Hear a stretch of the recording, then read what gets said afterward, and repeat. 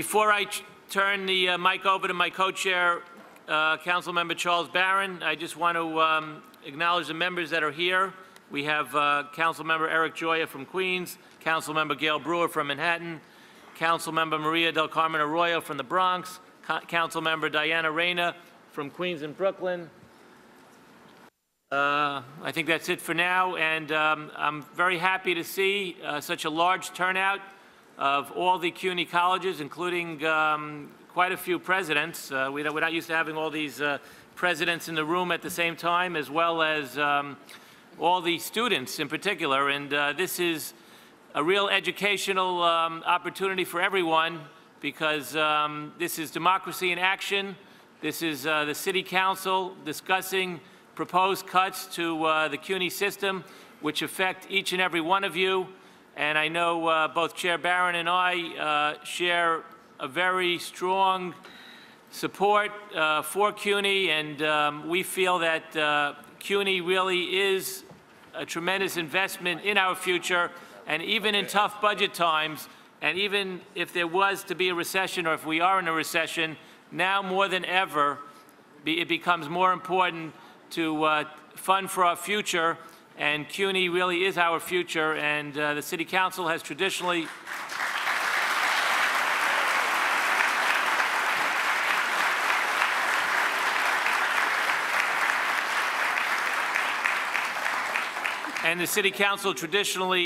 has been there, and we've also had a number of initiatives, particularly for CUNY, that seem somehow always to end up on the chopping block when there's tough fiscal times.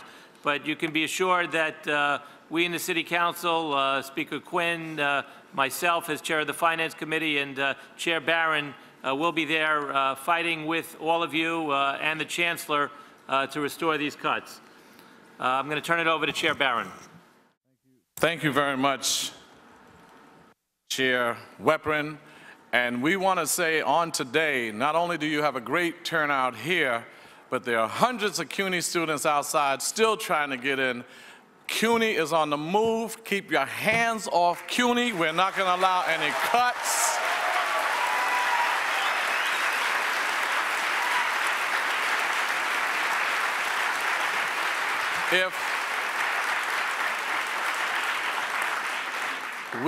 There's almost 500,000 CUNY students.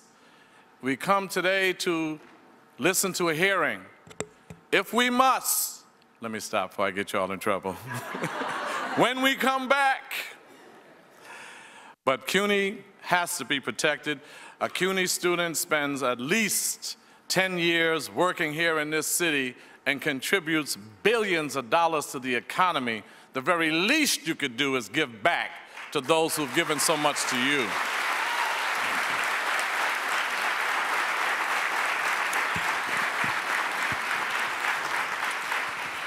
I want to read my testimony into the record. For the records, good afternoon. Welcome to the fiscal 2009 budget hearing. I'm Chair Charles Barron, Chair of the Higher Education Committee. Today, we will be reviewing the executive budget of the City University of New York for the coming fiscal year 2009. Chancellor Matthew Goldstein has been invited to testify before the Committee on the University's proposed expense and capital budgets and their impact on CUNY students, faculty, administration, and staffing.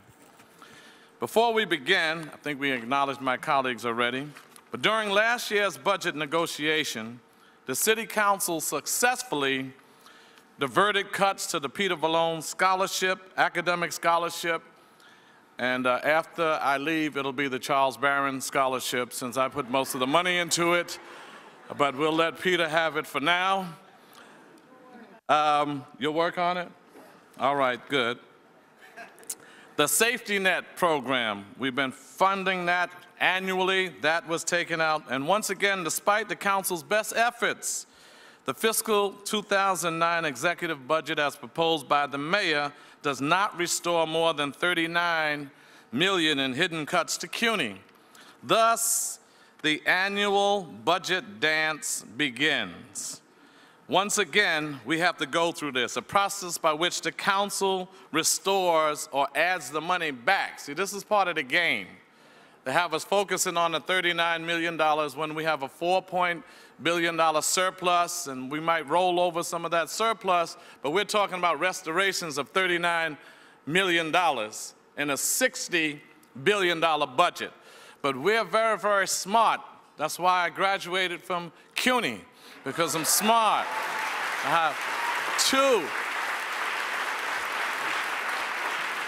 have two CUNY degrees. Not one, two. So I'm doubly smart. So we're not going to go and fight just for restorations. It's time for enhancements, more money.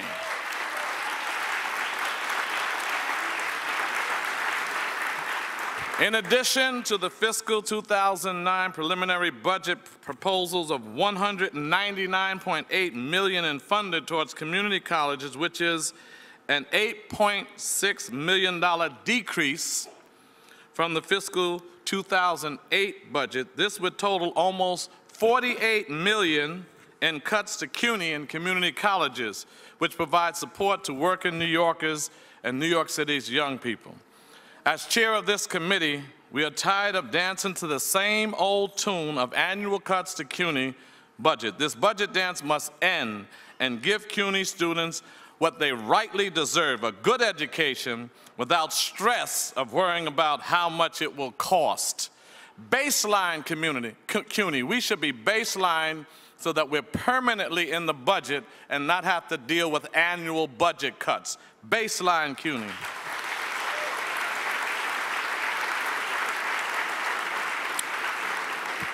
Even though OMB and administration are not represented here today, that's what we probably need to do in the future instead of talking to each other, because we're on the same page. We need to get the city here because they're the ones that are proposing the cuts. We would like to have on record that the administration should at minimum baseline the $14.6 million reduction that was created 4 years ago. At least baseline that. It is unfair to the students of CUNY, unfair to the council, and that we have to continually restore this historic cut to the community colleges in order for them to operate. I would also suggest that the administration baseline the Valone Scholarship and Fund and the Safety Net program. With this funding baselined in fiscal 2009, CUNY would then have its operational budget covered, but also the ability to provide vital services that the students need to earn their education. It would also allow the council to provide funding for more services, not just operational costs.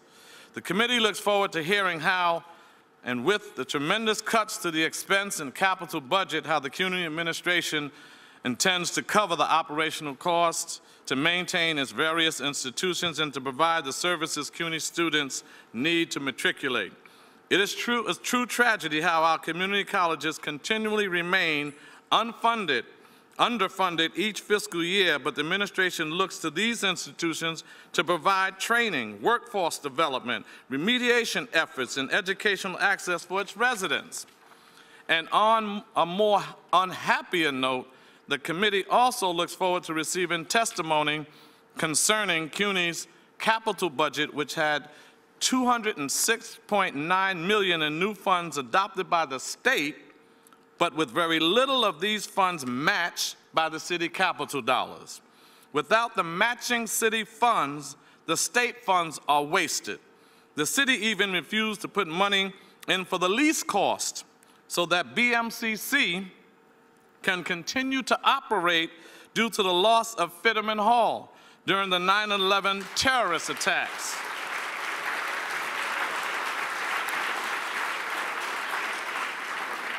The mayor and the assembly speaker can fight all they want, but not at the expense of our students. It is unconscionable and detestable that the mayor and the speaker are fighting with each other because the speaker didn't support congestion pricing. Now the mayor took $20 million out of Fitterman Hall's money, pushed it to 2010 because Fitterman Hall is in Speaker Silver's district. You boys fight each other all you want, but don't punish our students because y'all are in a political fight. This is ridiculous. This is ridiculous.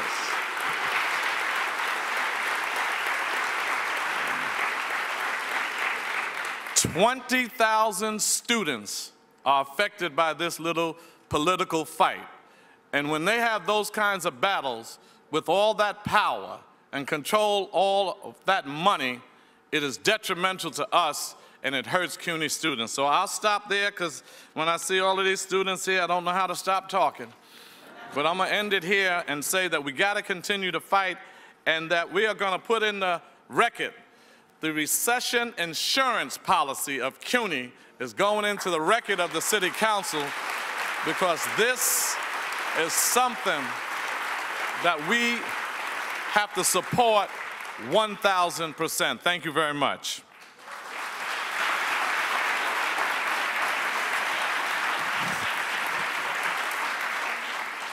Chancellor Goldstein, the floor is yours. Thank you, Chairperson Weprin, Chairperson Barron, and members of the Higher Education and Finance Committees. Before I begin, I'd just like to introduce two people who are seated with me at the table to my right.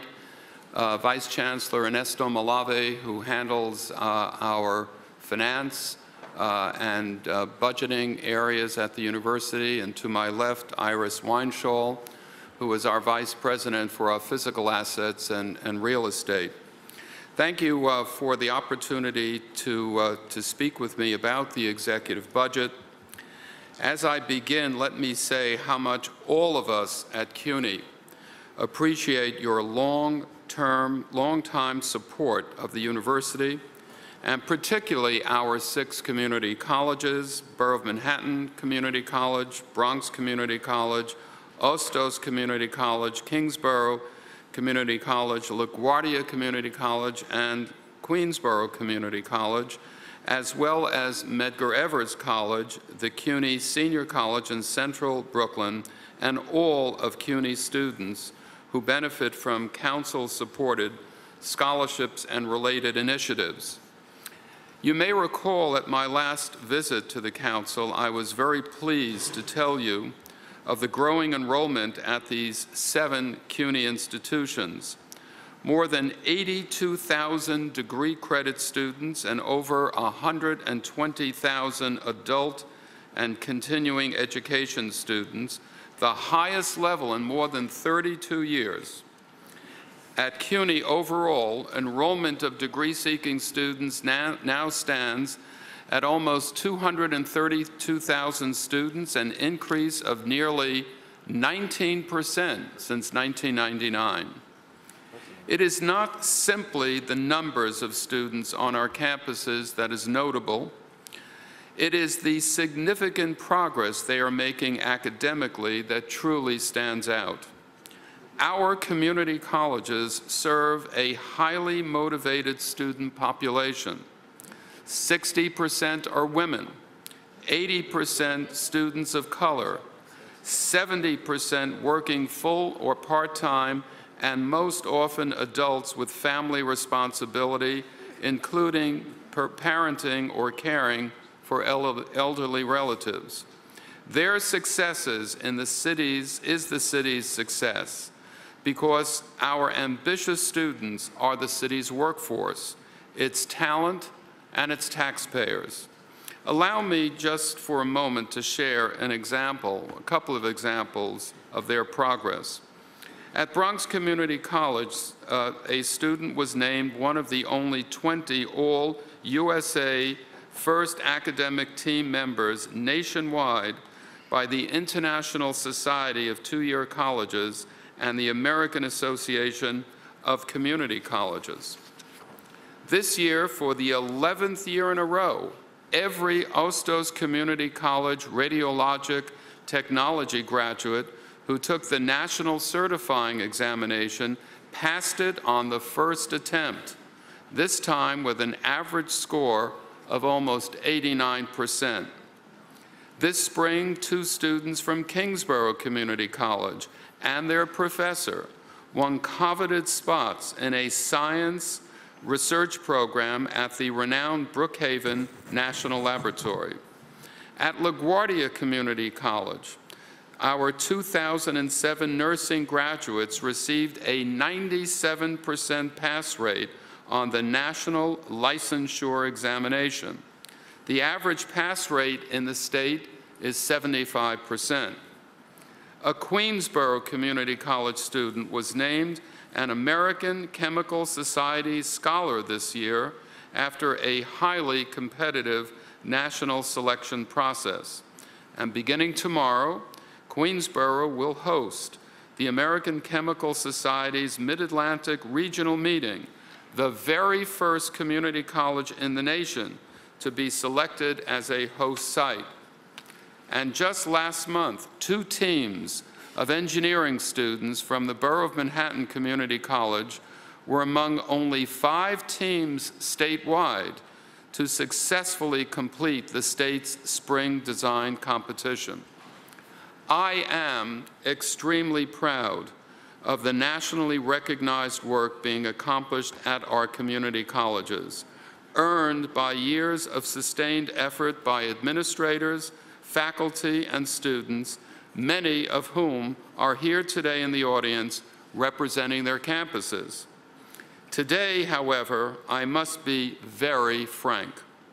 These are the very successes that this year's executive budget truly threatens. The recommended programmatic cuts of almost $26 million would result in an 8% reduction in community college funding. There is no question that a reduction of this size will have a profound and serious impact on the services our colleges can offer to our very deserving students. Our community colleges play an indispensable role in the economic development of this great city. Almost 90% of our graduates are employed within 6 months of earning their associate degree, and over 94% are still employed or enrolled for additional education. CUNY students also stay in New York City. Of those who are employed, 93% work in New York City, contributing to the tax base and the city's economy. Let me cite just one example. Both federal and state officials have raised serious concerns about the current and projected nursing shortage. Over the last 5 years, CUNY has graduated more than half of all the new registered nurses that come from New York City-based nursing schools. Moreover, these graduates are achieving great success. I already mentioned the remarkable performance of LaGuardia's 2007 graduates on the National Council Licensure exam, a 97% pass rate. But this is only part of the story. For the 2007 exam, 6 CUNY colleges are among the top 10 schools in New York State with both the highest pass rates and of 75 or more on test takers. Among those 6 community colleges are LaGuardia, Queensborough, Borough of Manhattan Community College. This is a major achievement. Thanks to the comprehensive work accomplished as a result of the report of the Chancellor's 2002 Nursing Task Force, including implementation of our action plan to create new full-time faculty lines with competitive salaries, CUNY is making a significant contribution to the pressing needs for qualified nurses. The importance of community college education to our workforce has been so well documented in numerous studies and in the Bureau of Labor Statistics' own data. Now more than ever, as the economic climate continues to be perilous, more students look to community colleges for pathways to employment.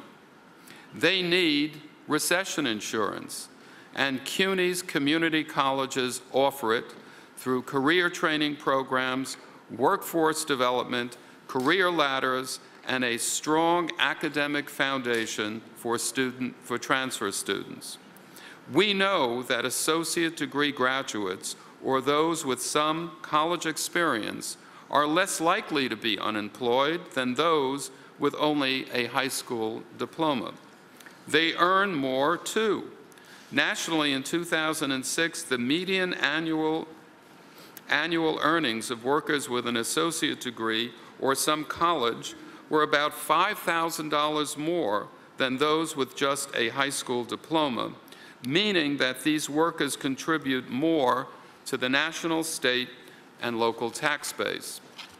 The university's highest priority is for our community college students to achieve a degree, which is why I have been so pleased to partner with the city on the innovative Accelerated Study in Associate Programs, or ASAP, which is helping approximately 1,000 students reach this goal.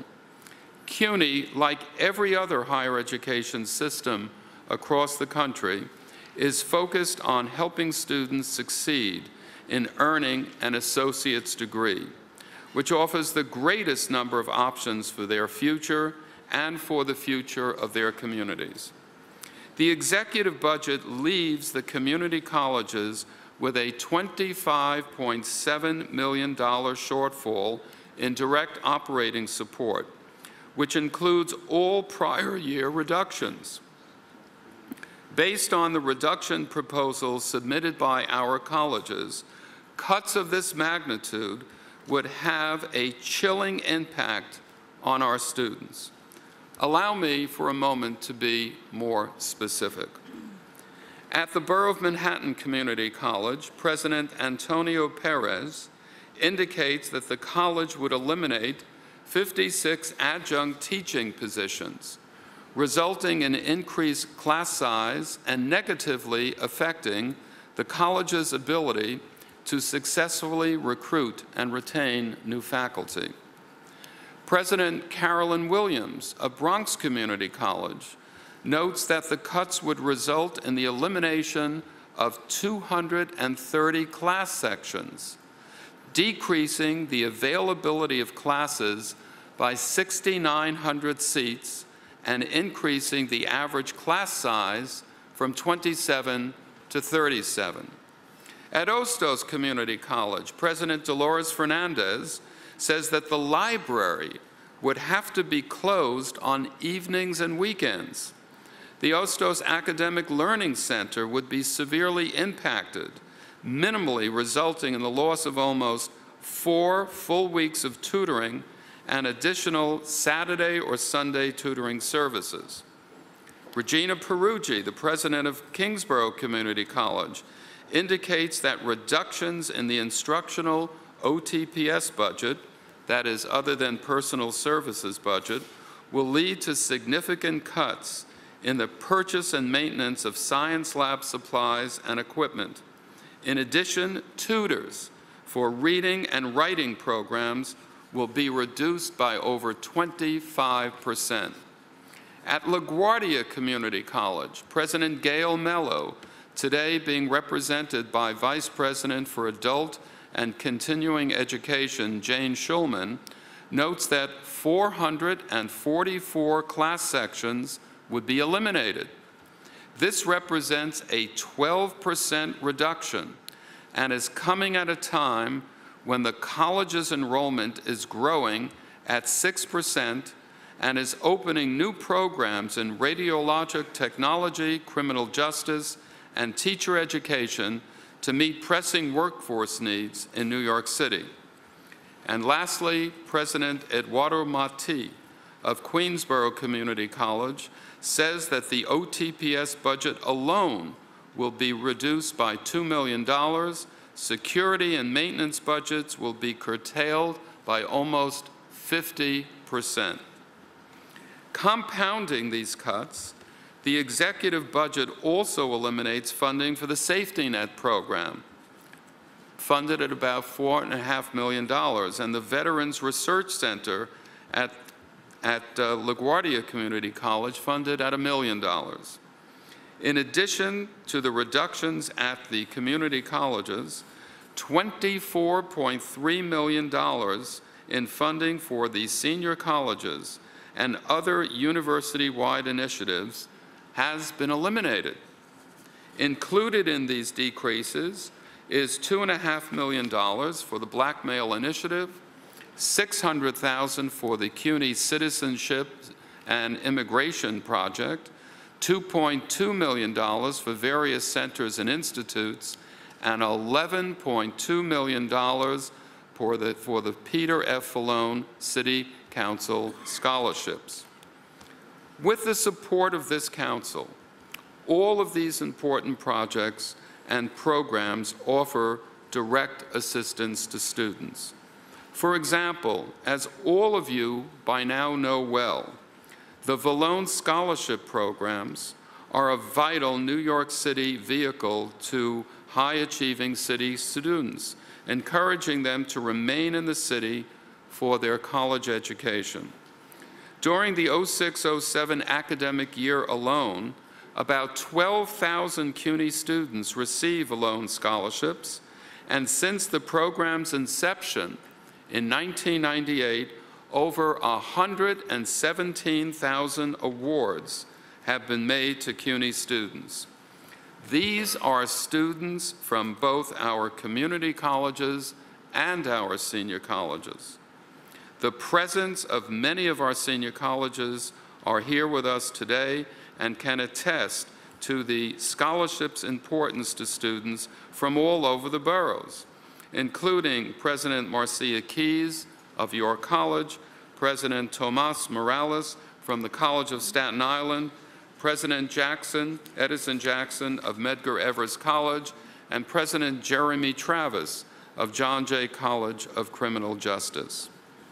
Through the outstanding work of our campus leadership, our students are achieving great progress. Their efforts will undoubtedly be set back by reductions in scholarships, class sections, advisement, library hours, and many other core academic services. As they strive to ensure themselves against the economic forces that are mounting against them, we must keep open their pathway to education, which represents their best insurance policy against the future. Let me now turn to the university's capital program. As you know, in capital funding, every state dollar spent at our community colleges and Medgar Evers College must be matched by city funds. Otherwise, we cannot access the state funds. The current situation is stark, to say the least. City matching funds were not provided for most of the new state appropriations at our community colleges. Through the adopted New York State budget, none of these funds were secured for the match. And given the urgency of the university's capital needs, including the fact that some campuses have not seen upgrades in decades, we find ourselves at a critical junction. One of the most serious needs, as both Chairperson Barron and Chairperson Weprin attested in their opening statements, is the replacement of Fitterman Hall at Borough of Manhattan Community College. We all know this building was irrevocably damaged in the September 11 attacks and must be taken down and replaced with a new facility. After many delays, and with recent approval by the U.S. Environmental Protection Agency on the decontamination plan, the university has moved forward on a schedule to take down the building and begin construction by the spring of 2009. However, without the city funding of $78.7 million to match the state appropriation, the schedule will be delayed while construction costs will continue to escalate upward. In the meantime, Borough of Manhattan Community College, which was overcrowded even before Fitterman was destroyed, now has an acute space problem which becomes more unmanageable with every semester of enrollment growth. BMCC is CUNY's largest community college and the only community college in Manhattan. Almost 20,000 students enrolled at the college have no cafeteria, they have no gym, because all available space must be used for instructional purposes. The Fitterman Hall project is one that can ill afford further setbacks. Another area of great concern is the backlog of critical maintenance needs at our community colleges. In particular, with the State University Construction Fund, the university recently conducted a study to determine what would be required to bring our facilities back to a state of good repair. Many of the worst conditions were found at our community colleges and at Medgar Evers College. The study indicated that the university has a $1.7 billion backlog of deferred capital maintenance. Our community colleges represent $516 million of that amount. This includes basic needs such as heating and ventilation systems, exterior walls, and electrical equipment. The state budget recognized the critical maintenance at a modest level, but the city's executive budget provided no additional funding to match the state. In fact, the state has begun to allocate fewer funds for city projects because of the recent history of the City of New York not matching state dollars. Why, the state said, should we encumber dollars if indeed those dollars are going to sit vacant without them being utilized? Why not allocate them someplace else? This is a chilling problem that we continue to have at this university. Without the $88.9 million from the city needed to match the new state funding, the university cannot apply the state funds for CUNY, why maintenance projects at our community colleges. Every city dollar that we do not receive means that we effectively lose a dollar of state funds, and that conditions at our community colleges continue to worsen. As a further example, the state also appropriated $9.2 million for the continuing renovation of 500 Grand Concourse building at Ostos. A city match is needed so that we can proceed on the next phase of a floor-by-floor renovation of the 5-story building, including new fire alarm and security systems, bathroom renovations, and new mechanical and electrical systems. Of course, Medgar Evers College and each of the community colleges have their own individual capital projects to address space and safety issues on their campuses, projects that grow in urgency and expense every single year. In conclusion, we are greatly appreciative, as I said in the beginning of my testimony, to be able to work with you to ensure that every one of our students receives the best possible education and is prepared to strengthen a workforce very much in need of educated, motivated professionals. Today, when more and more New Yorkers look to higher education and see higher education as their way to feed their families, to pay the rent, to secure a future, it is highly unfortunate that we continue to have to come to the City Council and say, it's enough.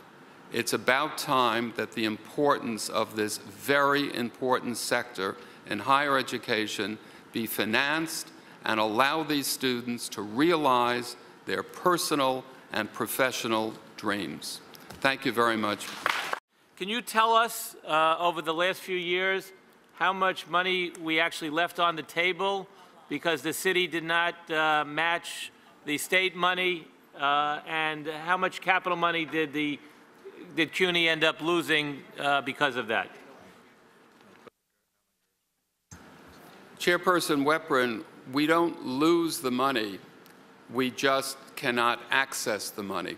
They And have not so been able to access. it has exactly the same effect. I mean, the problem that we have faced now for several years is the state doing what they have been doing and helping us on the capital side of our budget by providing not only an opportunity for us to build new facilities and refurbish old facilities, and we've been doing that mightily across the university, we have not been able to do it at our community colleges. And what I worry about is what I just said moments ago. If I were a member of the state legislature and I was starting to appropriate, helping to appropriate capital dollars, and I saw that by appropriating capital dollars for our community colleges, what I'm doing is putting a placeholder and those dollars just sit out there and they're of no use. So the answer is, well, why don't I allocate them elsewhere? And unless we wake up to the fact that our 6 community colleges and Medgar Evers College has had a continuing erosion of their facilities by virtue of the fact that there has not been any matches, what are these students supposed to do?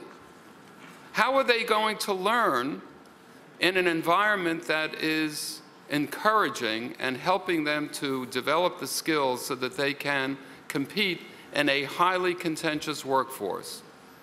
This is the central issue that we face. The money is there. We're not losing it at the state level, but I can't touch it. It's been frozen. It's been paralyzed in a Netherland. I can appreciate that. So let me rephrase it based on your answer.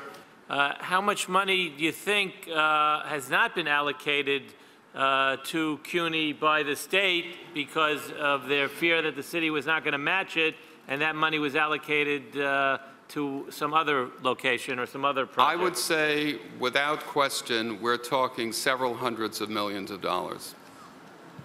Well, that's and it is an accumulation over several years. I mean, you know, I would love, and I know many of you have spent a considerable time walking on the campuses of our community colleges. Take a look at some of the despairing effects of this particular policy, and I think it would really create a sense of awareness of what the problem really is. But we're talking several hundreds of millions of dollars. I could give you the precise number, but I'd have to aggregate it over several years.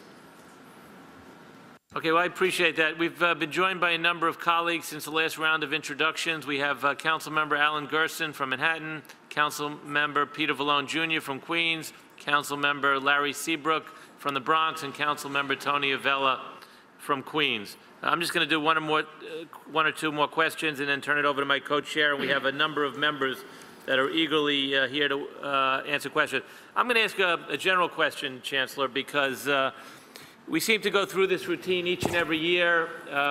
We seem to be on the same page, the City Council and CUNY through you, and I never fail to give a plug to my long-standing friend, and I remember him as a former student activist, and of course I'm talking about Vice Chancellor Jay Hershenson, who I know played a major role in putting together the crowd that's here today, and of course your other deputy chancellors who we work very closely with. You know, the question I have is, how can we all together bring, you know, other than what we're doing, bring the message across to Deputy Chancellor Weinschall's former boss on the other side, basically, you know, that we really have to do something about these cuts, and you know, it's clearly, the problem is clearly not on the City Council side. I mean, certain of it is definitely part of the budget dance that we started to end, but what can we do collectively, and especially on the capital side, because it's really, really a shame that some of these projects are not proceeding. Some of them, as you said, are in Never Never Land, in limbo. And the reality is that hundreds of millions of dollars have been reallocated to other projects by the state because of the failure of the city to match that. So how can we get that message to the other side of the hall together? Do you have any suggestions? I would say very fundamental, we collectively have to take ownership for the City University of New York. And there isn't a one entity in government that is today taking ownership for the City University of New York. You know, I get around the state, I get around the country, I know top people in higher education, not only here in the United States, but abroad. And I get a little tired of people saying to me, you know, it's wonderful to see the renaissance going on at the City University of New York, that people feel a sense of being proud to be connected, that the degree is a highly valued degree. And all of that is wonderful, to get that pat on the back and to get those accolades. But you and I and the executive branch of city government and the state as well have to take ownership for this university. There are other entities in the state where people have taken ownership, and those agencies have not suffered as we have suffered. And if you're willing to do it, I will be your partner. I can't see any other way of really proceeding. Okay, our director of our capital budget, Jeff Rodas, reminds me that each and every year in our budget response, we actually put in the money in the capital for the state match.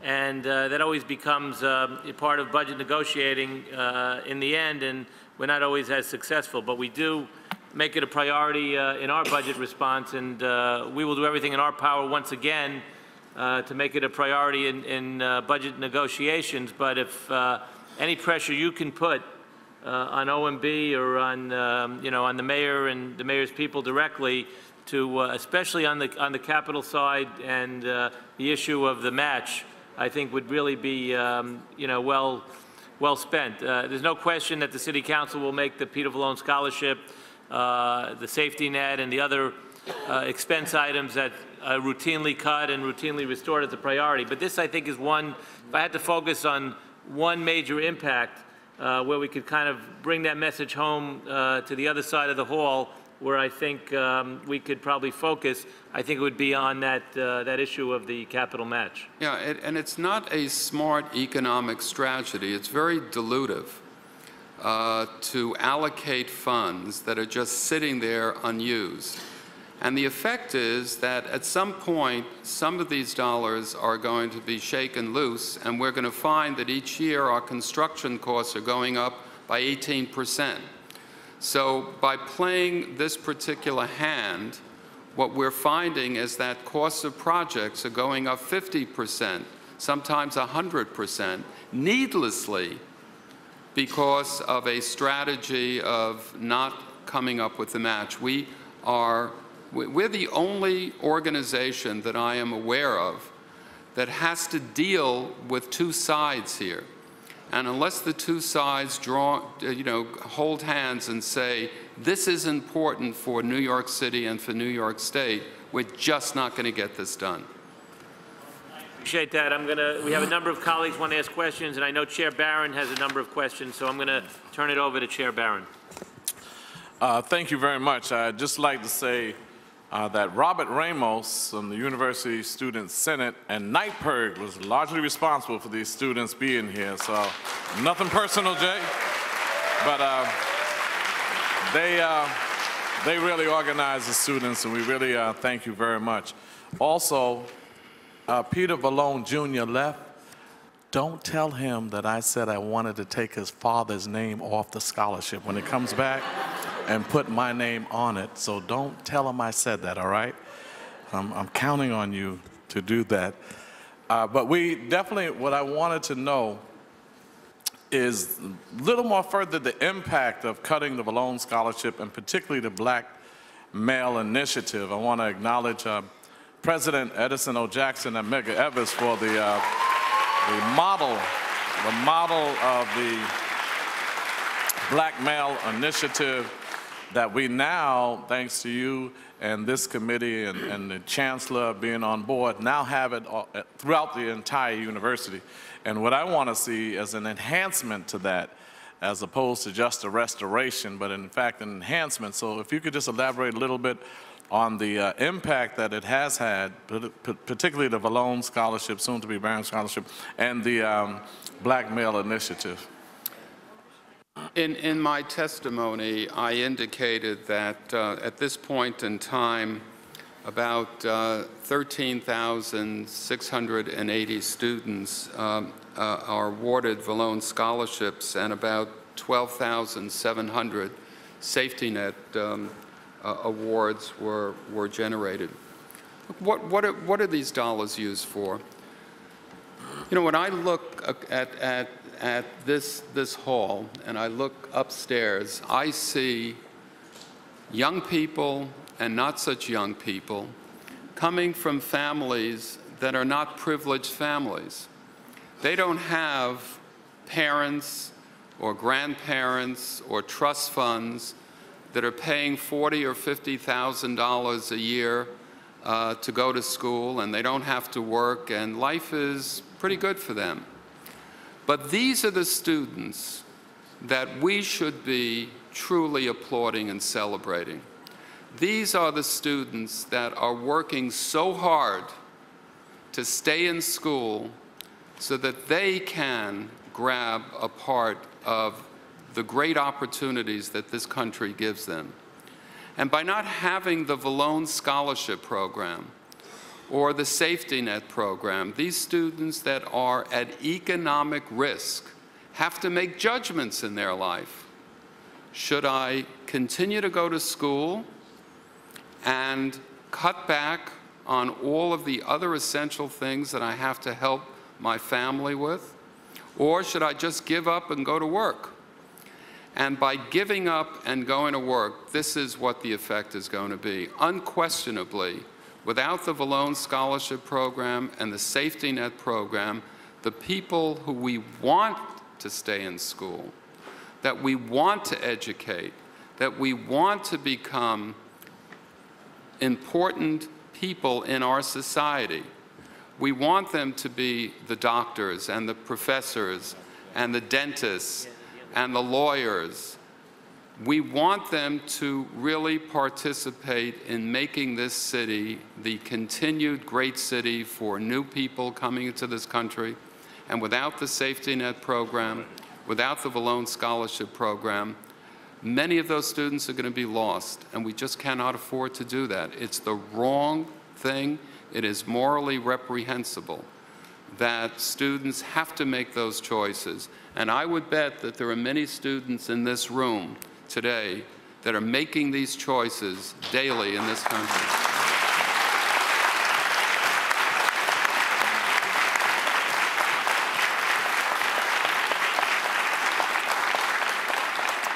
And the Black Male Initiative? Black Male Initiative was an initiative that I came forward with, and I talked to you about it early on. It's had an important effect, and it's not just for black men. I want to make that clear to everybody here in the audience. When I look at higher education around the United States, it's becoming more and more dominant with women, which I think is terrific. We want women to study. But it should not be a zero-sum game, that as you have more women entering higher education, you are losing more and more men. And more men are walking away, not just from collegiate education, but from K through 12 education as well, and particular from groups that we want to ensure that they are part of the system of education. Do you know, society today is unforgiving of people that don't have skills. The jobs of tomorrow are not the jobs of yesterday. The jobs of tomorrow are going to be defined for people that have skills. And the only place they're going to get these skills, and are going to get these skills with a level of accountability and a sense that they're doing the right sorts of things in the institutions that they choose to study in. This is why it's so important to have the Black Male Initiative. It's a small amount of money. It's $2.5 million. Right. But we've had magic happen at City College. We've had magic happen at John Jay College of Criminal Justice. And we have a fabulous man that we hired, Elliot Dawes, who has really taken this program and molded it and shaped it. We need to have this program continue.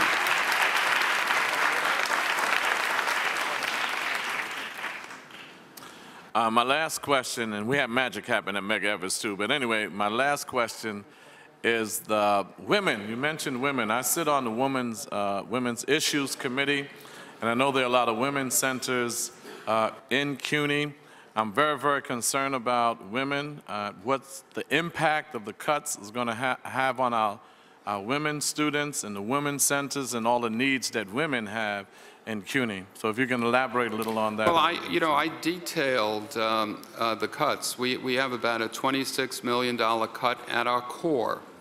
And this is over and beyond the Vallone Scholarship Program and the Safety Net Program and the Black Male Initiative. I mean, all of them add up to about $55 million. As more and more women are coming to study at our university, and there are many women who are single moms that are coming to study at this university. You talk about people that are making great sacrifices, managing very, very complex lives. The women of this university are the ones that are doing that. That's right. And so when you take money,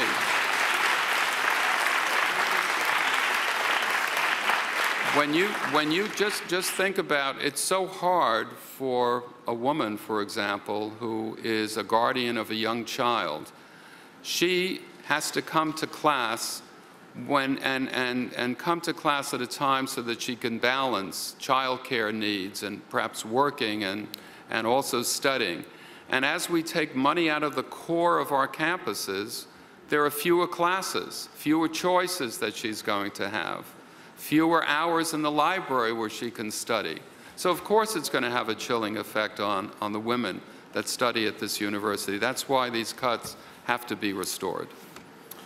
Well, thank you very much, and that'll be the end of my questions. I would just like to leave you with a little quote from Kwame Nkrumah, the president of Ghana, first president of Ghana, when he said, "The degree of a country's revolutionary awareness can be measured by the political maturity and how it treats its women." And I think that we need to focus highly on women in CUNY and make sure that they get everything they need to be successful. Thank you.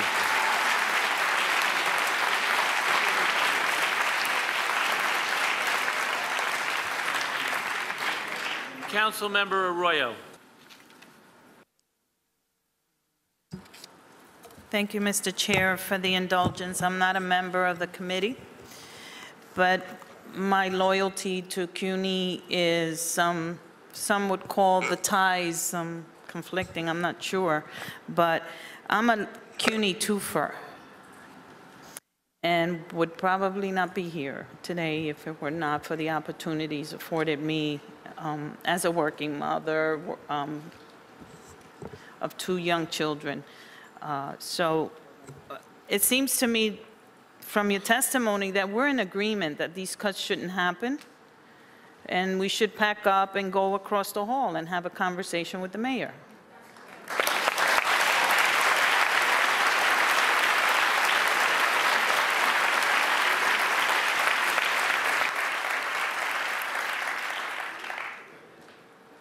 Do you agree? I think not only should the cuts be restored, but it's time for investment in the university too. You know, when I think about hiring over 1,000 more faculty, and we need a lot more than the 1,000 that we hired since 1998, 1999. I want to go on record. I want the record to read, this is not in my testimony, but I've mentioned it here in this chamber before, that essentially all of those hires were made with no new investment in this university. And you can push that envelope just so far, and it's just, forget about just faculty, counselors, library acquisitions, instrumentation and laboratories, technology. So much of what this university needs. For we to be talking about, in the world in which we live today, where every one of these young people must get an education if they're going to survive in this society. And we are having a discussion about putting money that was taken out. How about investment in this university?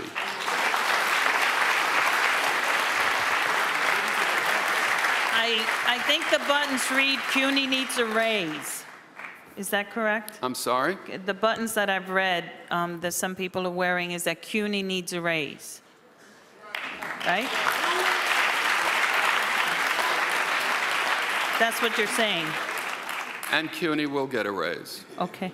So since we agree with you, and I think Councilmember Barron has stated that, we are the choir. We are on the same side of this issue, and we're here to support you. I just want to get some clarification from your testimony.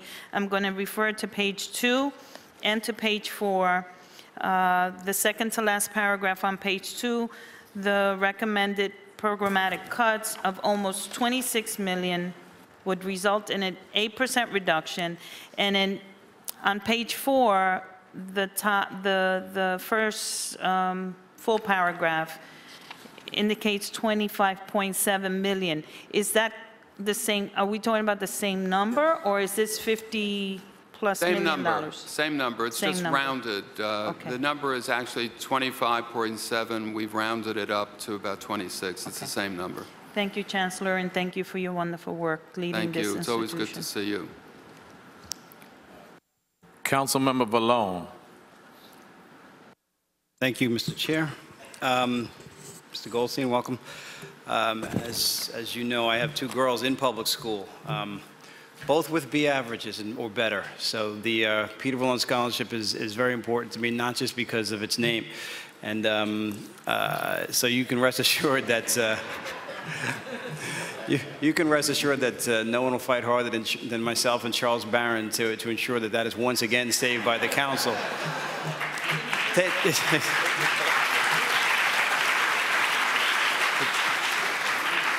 You know, it takes something very, very special to get myself and Charles Barron on the same side of an issue.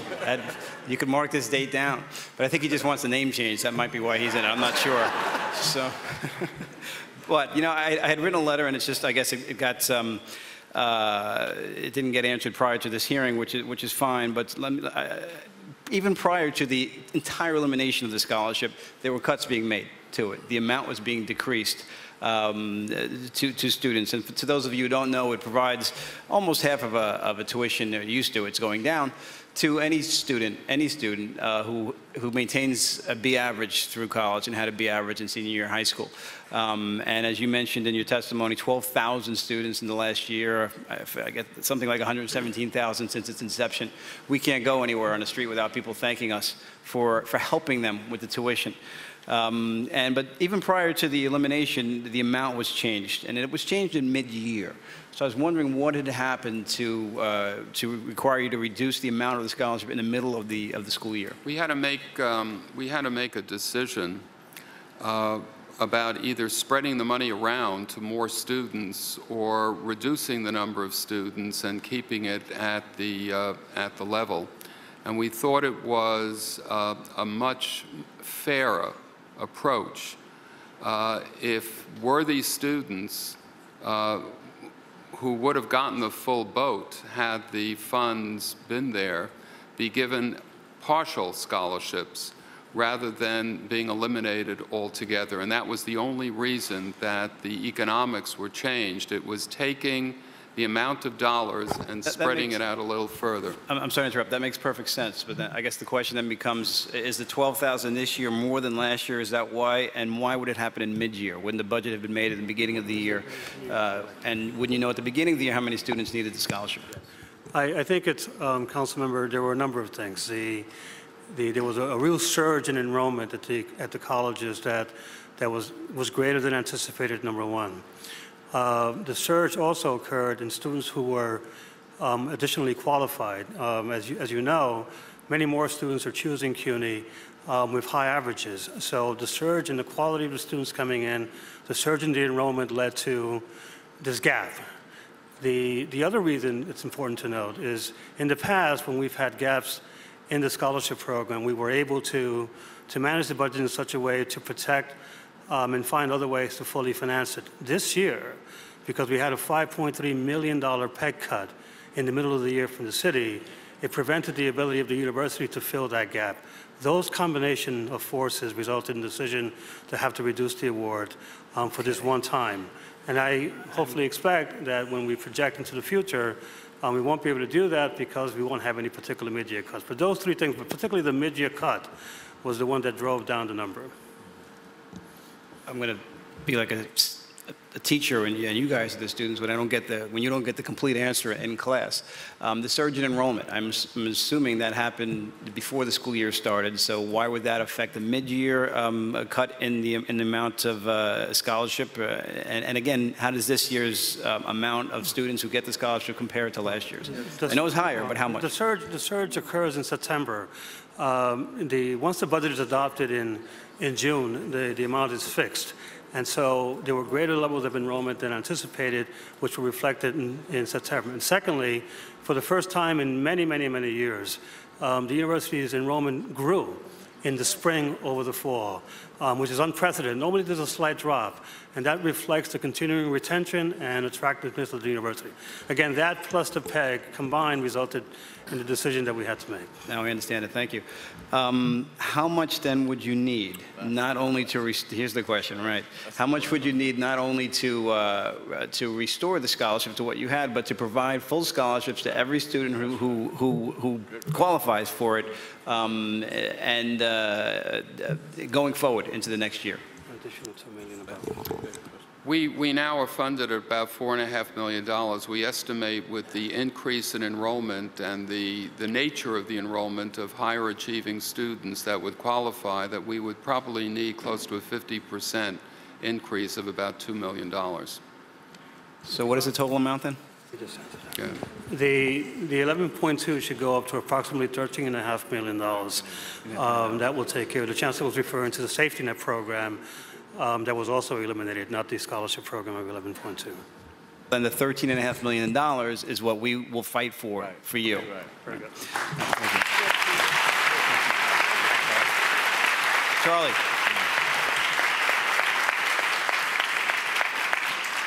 Charlie just gave me the fist, which I think means we're about to shake hands on that, right, Charlie? Okay. I mean, I'm sorry, Mr. Chair. We actually get along in private. You mean Charlie, man. You say Mr. Chair. No, that meant Black Power. You thought it meant something else? No, but all right, whatever it takes, I'm there, okay? There's a lot of council members who have questions, so I've got many, many others, but I'm going to defer to them. But we are here for you as we always have been. The scholarship wouldn't exist if not for us. Every year we do this. Every year we restore the whole amount. You know, today, many of you saw, the administration completed the process of raising our taxes, raising our children's taxes through the water board, 25% when you combine the last couple months.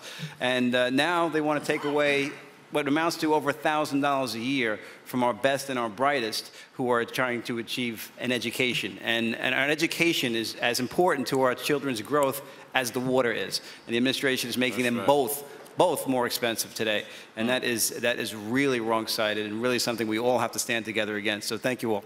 Thank you. Thank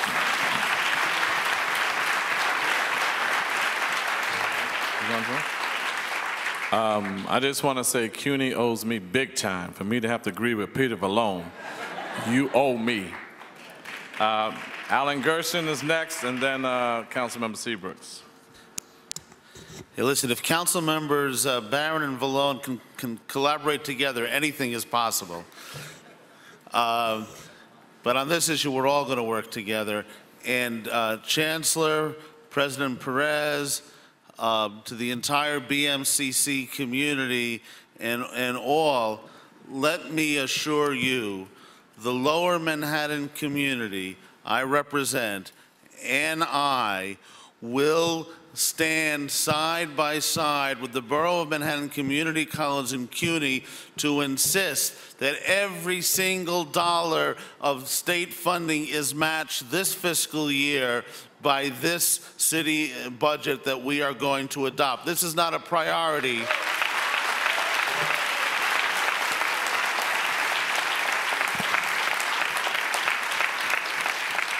This is not just a priority, this is a line in the sand, and we will stand with you. And to that end, Councilmember Chair Barron and I will convene a joint hearing of the Higher Education Committee he chairs and the Lower Manhattan Redevelopment Committee I chair within the next few weeks, specifically on the Fitterman Hall issue before we adopt the budget. So we look forward to seeing you all back at that committee hearing. Thank you. So in the interest of time, I will defer detailed questioning on that issue to that upcoming hearing, but let me just, for the all-important record here, pose one question to Deputy Chancellor Weinschall, with whom I've had the privilege to work in her many capacities in which she's made so many contributions to our city. If the $78 million is not included in this upcoming fiscal year's capital budget, even if it's restored in future, in the upcoming capital budget, what will the effect be on the timetable for the reconstruction of Fitterman Hall? Let me just say, Councilman, that one of the issues is that we cannot go out and bid this project for construction unless all the money is there.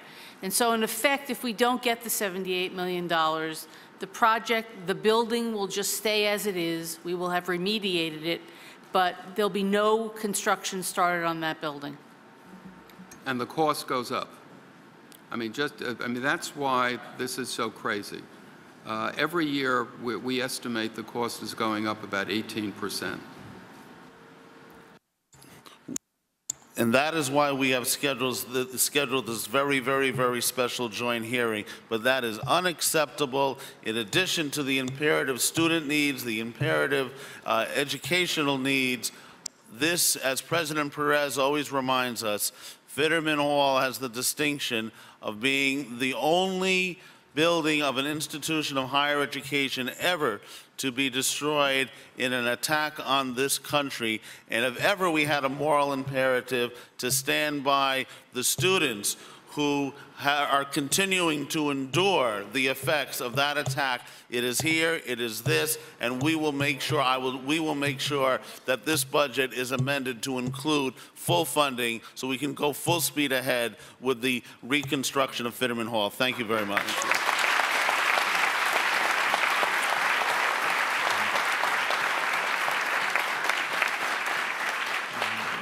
Councilmember Seabrooks. Thank you very much, Mr. Chairman. And just for the record, I'm probably the only threefer on the panel here. I've had the opportunity to be a graduate of Kingsborough, graduate of John Jay College. Clap. That's right. And CUNY's law school. So, and clap. So it is. So there's a debt of thanks that's owed, and to say that CUNY has risen to the occasion and the work in which you do. And I was very disappointed because CUNY, when we had been talking about the shortages of nurses in this city, and people were complaining about not having nurses from here and nurses coming from everywhere, and we couldn't get, CUNY rose to the occasion and dealt with that issue. and the importance. And I also have a sister who's a graduate from CUNY's nursing at Kingsborough when it started out at Kingsborough many years ago. You rose to the occasion and you did what was important and what was right for this city, and all they gave you was a little small clipping. But the work in which you do, and that must be commended, and how we have to talk about that marriage and owning the community colleges, the importance of it. I've had the opportunity to go to the Bronx community and see the site and see the condition and the needs for having this. And it is a shame that this is placed into the budget. So I would urge the chairman that it is easy for others to say, but it's very simple for every one of us to sign your letter that you will put out about that under no term should we pass a budget without having the commitment where state dollars have been put in to have it as matching. And then we'll see if everybody is telling the truth about CUNY and they're committed to it and make it their priority by signing the letter. Exactly. And that'll solve the problem of those who say, yeah, and then sign on the dotted line, and then we all are really in a marriage, and then we can take that stroll across the hall and say that we're here, and this is where we stand, and that line is drawn as to where we are, and our commitment is there. And I think that that's important, because it makes, to me, when we talk about, here's a place that has over 50% of African-American males in this city unemployed, and that we're talking about developing, and we're talking about putting monies in and training people in construction trades and others, and not to invest in this development and to allow the opportunity for jobs to be created, money to be spent, people to be placed on tax roll, makes no business sense to me. That's right. Doesn't. And I think that we need to look at this, because this is a way of energizing the workforce and the city in terms of taxpayers. So I would hope that we can move in, and just on the record, let me just say this here, that you probably got the best crop of presidents, barring none, throughout this city. The best here, and the work in which they do. The work in which they do and the respect in which they have, and I can say I've had the opportunity to work with almost all of them, and to say the work that is being done, and it is our hope that CUNY should be our battleground. That's right. That we should stand and say, and since they say we fight for pork, then why don't we make this the barbecue stand? And we just do it that way. So, but I just really want to commend the work that's being done at CUNY, and I've seen it, and I know that we need to do this because of the importance of it. And I've traveled this country, and there's not one system better than the system in which you all are there. Thank you very much. Appreciate Thank you very much, Mr. Chairman. Thank you. Councilmember Brewer. Thank you very much. First, I want to thank, there's a couple of students I know in the audience, so Odessia Brown and Jessica Lee, thanks for being here. I bet Mr. Barron, do you know any of the students' names in the audience, or just wanted to throw that out? And I also want to thank you, thank you for the discussion of the Valone scholarships. I think one aspect might have been to sort of tell the students whose scholarships were cut kind of that it was an enrollment issue, because I think they were a little confused as to why it was cut mid-year. So just something on the communication, and I look forward to fighting for the whole $13.5 million. I wanted to ask you about technology, because as you know, I chair that committee, and I wanted to know if hopefully we will not have these cuts whatsoever, but what would it mean in terms of technology to the university? Cuts, because you've done a great job with the student fees, and I think that there's so much more to be done, however. The university is embarking upon probably the most ambitious program that it ever has attempted, reforming our entire administrative, student systems, human resources systems, financial accounting systems. It's going to cost a lot of money, and it's going to take an awful lot of time. And we are doing it probably in the most intelligent way of any other university that I'm aware of, under the auspices of Alan Dobrin, who is our Executive Vice Chancellor for operations. He is leading the way with a wide group of people in the university, and it will have a very real transforming effect on the university. We don't have nearly the funding on the capital side of our budget to fully implement this renovation of our systems. It's going to take several years to get it all done, and we have to get it done. We have to be able to generate the kinds of information that we need for this important university to do its work most effectively.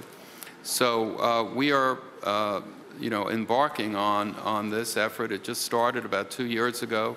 It's going to take a few more years to get done, and it's going to take a considerable amount of money that we don't have budgeted at this point. And because I noticed here in some material it talks about 13.8 for antiquated computer system replacement, and then just some educational technology initiatives as another 2. I'm sure there's a lot more. Yeah. Is that matchable, do you know? Or You know, what I just said to you was not matched at all here. So that's just yet another example of the problems that we have, you know, and it's a serious problem, but I've gone over it before. The area that you're touching on now is a different area. This is about instructional technology. Today, all of us, every university, everywhere, every business, has an insatiable appetite for technology. Things change very, very rapidly, and we have to, within our expense budget, in particular, provide the necessary opportunities for our students to study with the best possible environments in educational and research technology. So it's a constant challenge for us.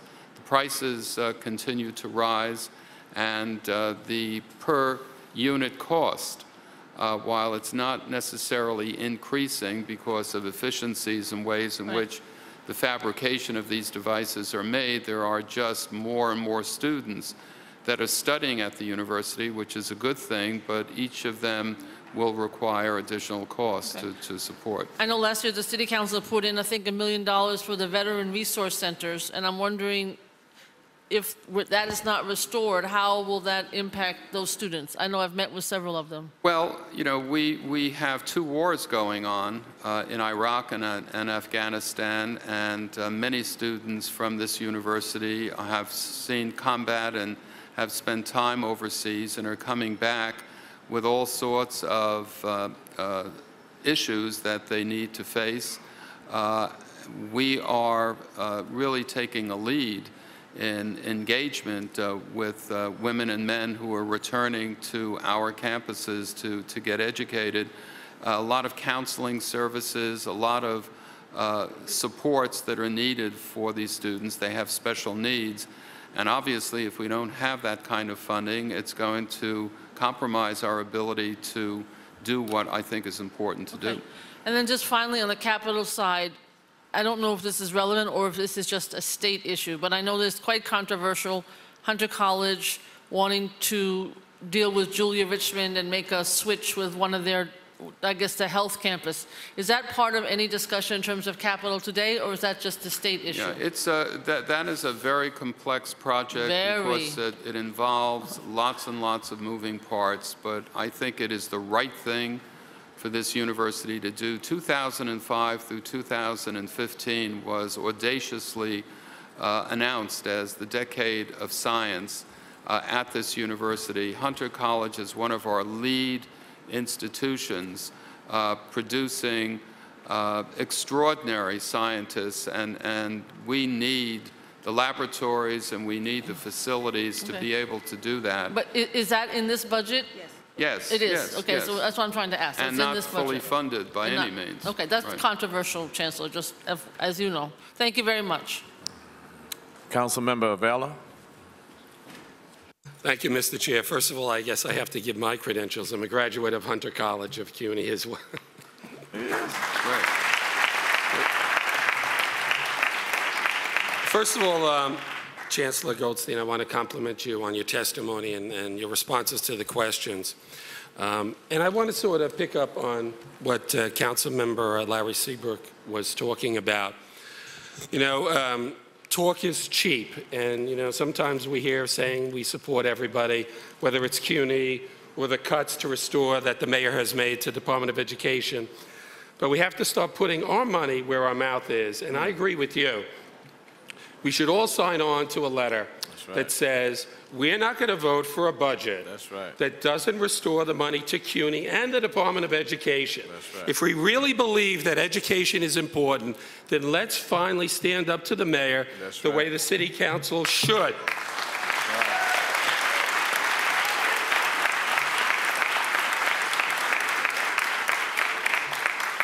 And one of the things, and this is my question, one of the things I wanted to get back to you was your comment about taking ownership of CUNY. And I want you to elaborate a little bit on this. How can we do that? What are we not doing now that we should do?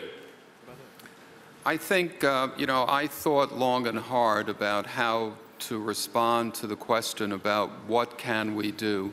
The fact is that we don't have state government, and I would say city government, that has said in very clear terms, CUNY is something that we are taking ownership for. The mayor, and kudos for the mayor for saying taking ownership for the DOE. And I think so much that has happened and the amount of resources that have come into the DOE was in part a very, very clear declaration by Mayor Bloomberg, who said educating our young people is a critical element in our society moving forward. We are not hearing that about CUNY. And part of it is perhaps our own success.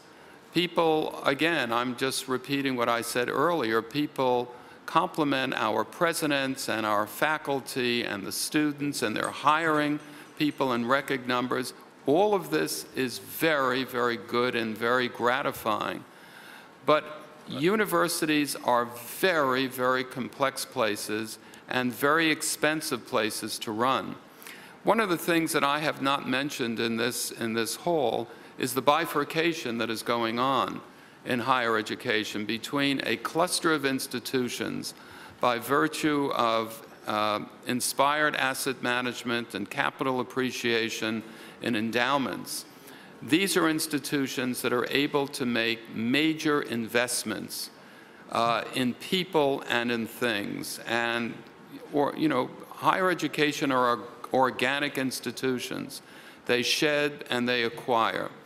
But unless somebody takes ownership to us, we're just not going to have the political firepower and the wind pushing us in the right direction unless somebody, this organization, the executive of the city, the governor of the state of New York, to say higher education is a critical enterprise for the future of the city and this future of the state. I think all of you get it, I get it, our presidents get it, our faculty get it, but we're not the ones that are appropriating the money to allow us to do it.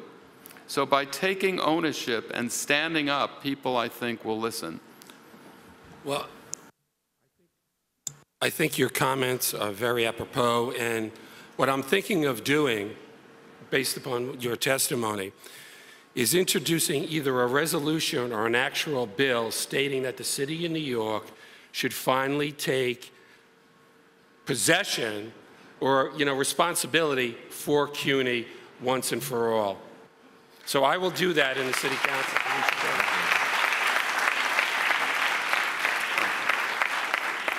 Because clearly, as you've stated in the testimony and my colleagues have stated, you know, education is the future of our children, and if we don't put the money in, shame on us. And I'm not too optimistic about the present administration, but if my colleagues will bear me 1 minute to make a political statement since I'm running for mayor, I can tell you in 2010, we're not going to have this situation.